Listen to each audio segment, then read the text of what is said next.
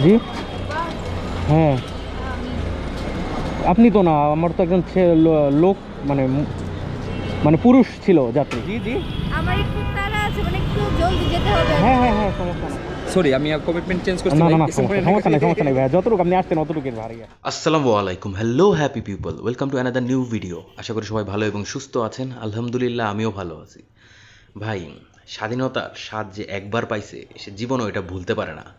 দেখেন, আমগো বাংলাদেশ একবার না দুইবার স্বাধীন হয়েছে। কেন? কারণ ওই যে একবার টেস্ট পাইয়া মজা পাইছে, তারপরে সেই মজা আর সে ছাড়তে পারতেছিল না। কিন্তু ভাই, স্বাধীনতা অর্জনের চেয়ে রক্ষা করা অনেক বেশি বড় চ্যালেঞ্জ। আগে আমার যতক্ষণ বা যতটুকু মন চাইতো ততটুকুই কাজ করতাম, বাসায় এসে ইউটিউবে ভিডিও বানাইতাম, শেষ। কিন্তু এখন ভাই, দুপুরের পরে আমি আর সময় পাচ্ছি না। আমার দোকানে টাইম দেওয়া লাগে, এবং সেই সাথে আগামী সপ্তাহতে শুরু হবে সকাল থেকে দোকানে বসা একদম পার্মানেন্টভাবে। আমি বুঝতেছি না আমি কি করব। আচ্ছা চলেন আপাতত ভিডিওটা বিসমিল্লাহ করি। আজ ফেব্রুয়ারি মাসের 22 তারিখ, রোজ শনিবার, সময় এখন সকাল 9:10। আমার ভিডিওটা শুরু হচ্ছে সিএমএম কোর্টের সামনে থেকে। যেহেতু শনিবার, রাশ কম, রিকোয়েস্টও পাচ্ছিলাম না। মোটরসাইকেল চালাতে চালাতে চলে গেছি সেই র্যাঙ্কিং স্ট্রিট ওয়ারির ওইখানে। তারপরে আসলো প্রথম রিকোয়েস্ট। কিন্তু ভাই, যাত্রীকে যখন ফোন দিলাম, সে আমাকে বললো যে ভাই, রিকোয়েস্টটা ক্যান্সেল করে দেন। আমার পুরা মেজাজটা গেল খারাপ হয়ে। সকাল সকাল প্রথম রিকোয়েস্ট, আর যাত্রী এই কথা বলতেছে। হ্যাঁ ভাইয়া, আপনি কি রাস্তায়? আমার আসতে 2 মিনিট লাগবে। আমি এই যে চামু ডেন্টাল ক্লিনিকের এদিকে। ক্যান্সেল আমি করতে পারবো না, আপনি করেন ভাই।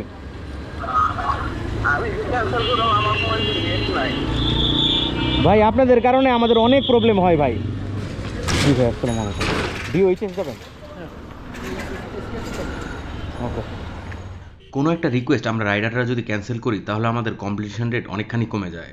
আর সিআর কমে গেলে ভাই, কোয়েস্ট বোনাস পাইতে সমস্যা হয়, তারপর রেটিংস কমে যায়, ইভেন কি অনেকক্ষণ ধরে রিকোয়েস্ট আসাও বন্ধ হয়ে যায়, পাঠাওতেও বহুত ঝামেলা করে। যাই হোক, এই যাত্রীর রিকোয়েস্টটা ক্যান্সেল হওয়ার 5-7 মিনিট পরে আমি আরেকটা রিকোয়েস্ট পাইছি। ঘড়িতে তখন বাজে 9:20। যাত্রীকে আমি পিক করছি কামরুন্নেসা স্কুল টিকাটুলি থেকে, এবং গন্তব্য হইল মহাখালী এসকেএস টাওয়ার। ভাড়া আসছিল 201 টাকা, এবং পাঠাও কমিশন যায় 33 টাকা। যাত্রীর কাছে ক্যাশ ছিল না, আর আমার কাছেও বাংতি আসছিল না। পরে সে আমার বিকাশে পেমেন্ট করছিল। না না, 500 বাংতে হবে, 200 টাকা দিলেই হবে। আমার কাছে 500 বাংতে হবে না ভাই।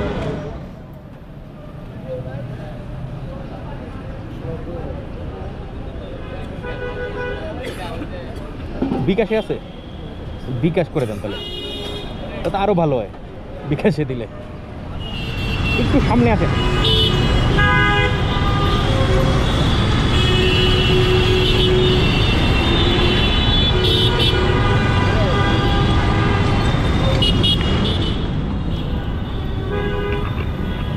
আসসালামু আলাইকুম। ভালো হয়েছে, একদম সিগন্যালের জায়গা মতো পাইছি। তাড়া আছে, জি জি আমার একটু তাড়া আছে, মানে একটু জলদি যেতে হবে। হ্যাঁ হ্যাঁ হ্যাঁ, সমস্যা নাই। আপনি মনে হয় বাস থেকে নামতেন না? হ্যাঁ, বাস থেকে নেমে আমি চাচ্ছিলাম, মানে ক্যাপ্টেন দেখে আমি চাচ্ছিলাম যে তাড়াতাড়ি। হ্যাঁ, উঠেন উঠেন। ব্রেক না? এই যে নতুন যে ইয়েটা ক্যাপ্টেন। হ্যাঁ হ্যাঁ হ্যাঁ, ওকে। নর্মালি ভাই, সকালবেলা মহাখালীর দিকে ট্রিপ পাওয়া যায় না। আমি তখন ভাবছি যে যাত্রী নামায় চলে যেমন তেজগাঁর ওই দিকে। কিন্তু যখন আমি মহাখালী সিগনালে বসে আছি রেলগেটের আগে, তখন রিকোয়েস্ট বাইজে উঠলো পাঠাওতে। ঘড়িতে বাজে 9:50। যাত্রী আমাকে এসেই বলতেছে তার তাড়াতাড়ি যাইতে হবে। তার কলেজে কিসের অনুষ্ঠান আছে আমি বুঝতে পারছি, কারণ আজকে আমার বোনের কলেজেও কি অনুষ্ঠান আছে, ওইও শাড়ি টাড়ি পইরা গেছে। আজকে মনে হয় অধিকাংশ কলেজেই ফাগুন না কি এর জানি উৎসব হইতাছে। যাই হোক, যাত্রী বাস থেকে নাইমা পড়ছে, কারণ অনেকক্ষণ জ্যামে বসেছিলাম। তার গন্তব্য হলো ব্র্যাক ইউনিভার্সিটি। ভাড়া আসছিল 109 টাকা, ডিসকাউন্ট ছিল 22 টাকা, এবং পাঠাও কমিশন যায় 19 টাকা। ঢুকবো কই, যাবো কই, কিছুই তো বুঝতেছি না।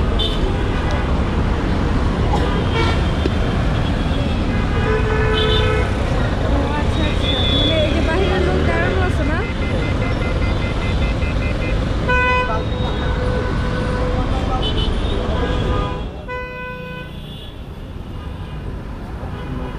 আচ্ছা ঠিক আছে। 90 টাকা, ওকে, থ্যাংক ইউ ভাইয়া। উল্টা উল্টা হয়ে যায় তো, এই জন্য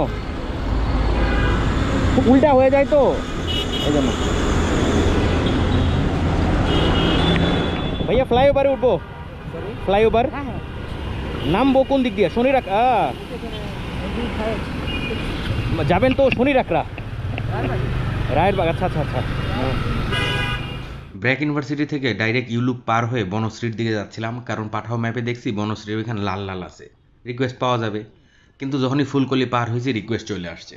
ঘড়িতে বাজে 10টা। যাত্রীর গন্তব্য হইল রায়েরবাগ।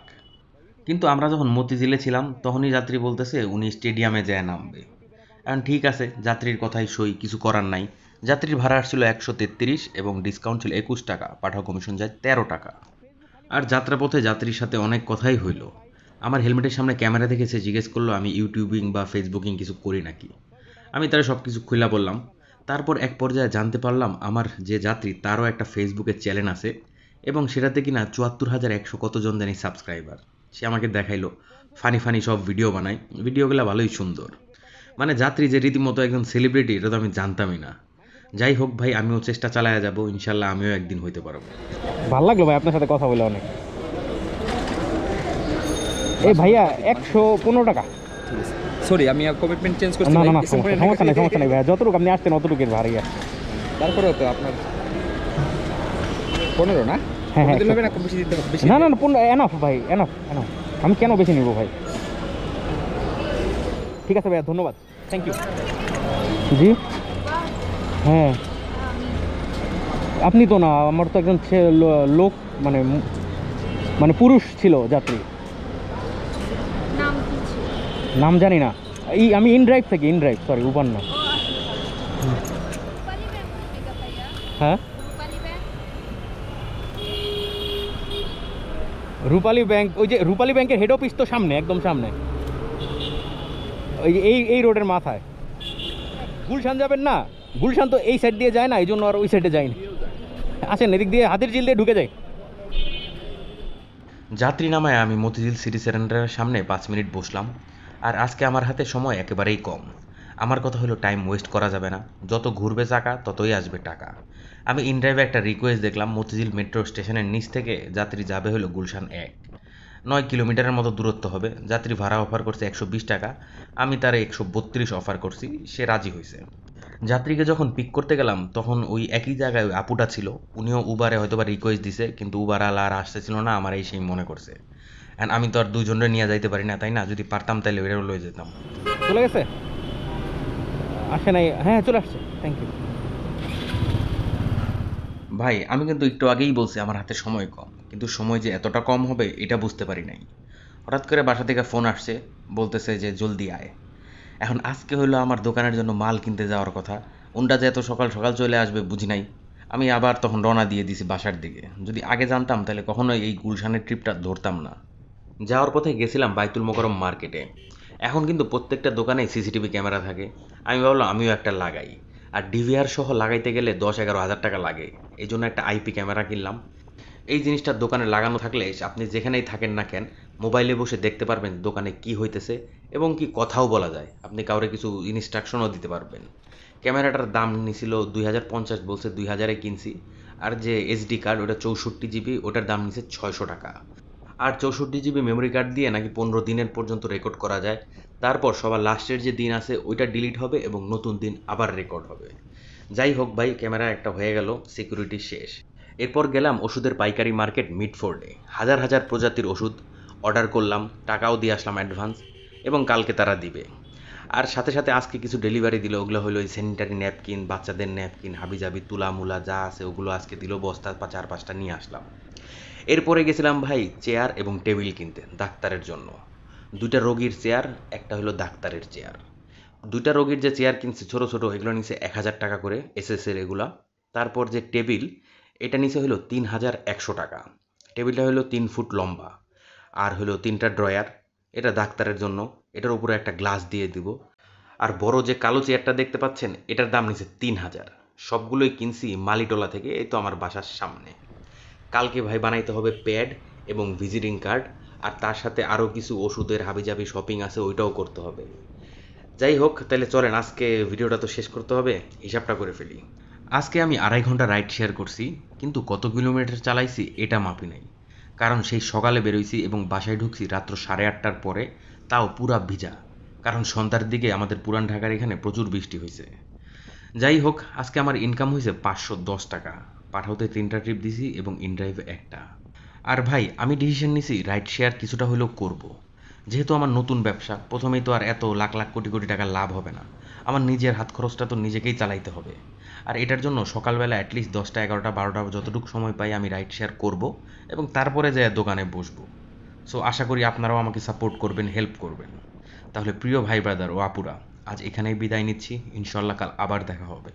সবাই ভালো থাকবেন, সুস্থ থাকবেন। ভিডিওটা যদি ভালো লাগে তাহলে অবশ্যই লাইক করে দিবেন।